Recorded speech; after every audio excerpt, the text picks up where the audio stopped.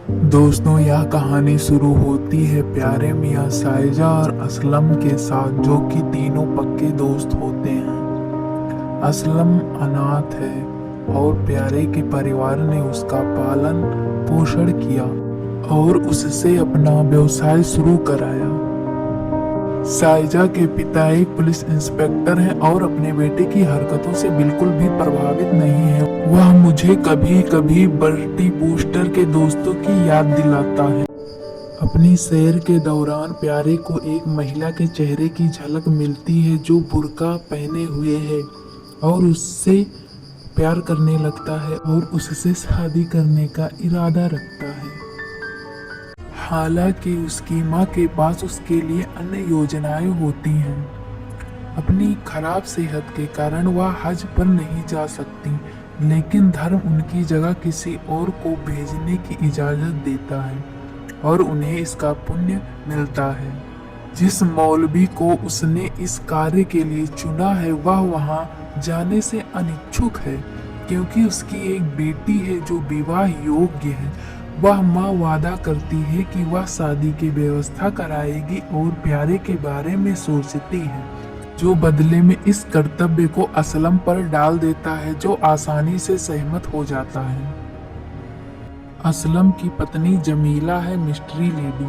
चूंकि असलम ने उसे नहीं देखा है, इसीलिए वह नहीं जानता कि यह वही महिला है जिसके लिए उसका दोस्त तरसता है। संयोग से उसे पता चलता है कि उसके दोस्त की इच्छा की वश उसकी पत्नी है। इस बीच प्यारे की शादी असलम के चचेरे भाई से तय हो जाती है, जिसे वह अपनी प्रेमिका मानता है। तो इस कॉमेडी त्रुटियों की खेदजनक त्रासदी के साथ क्या होता है, लड़की किसे मिलती है, ये नहीं पता इसमें क्या होने वाला है। एक तरफ आपके पास यह अद्भुत रोमांस असलम प्यारे हैं, आपको वो लुक देखना है जो असलम प्यारे मियाँ को देते हैं। महिलाओं को पुरुषों के जीवन का सहायक उपकरण मात्र माना जाता है। जब असलम अपनी पत्नी से उनके प्रेम त्रिकोण पर सलाह लेने की कोशिश कर रहा था, वह दो दोस्त का उदाहरण देते हैं, जिनमें से एक को एक रत्न की चाहत है और दूसरे को वह मिल गया है और वह उसे अपना मानता है। उसका प्रश्न, क्या उसे वह रत्न अपने मित्र को दे देना चाहिए?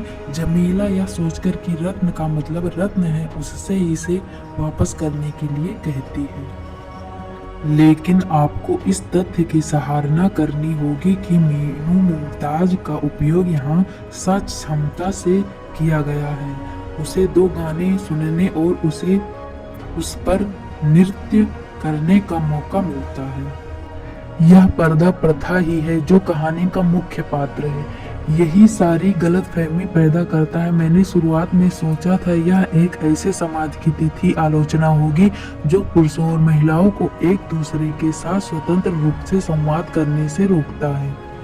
मेरी आशा है इस तथ्य में निहित है कि तीनों दोस्तों को पर्दे के बारे में इतना खास नहीं दिखाया गया, ज्यादातर असलम को, क्योंकि वह हमेशा जमीला को अपने दोस्त के सामने दिखाने का मजाक उड़ाता है।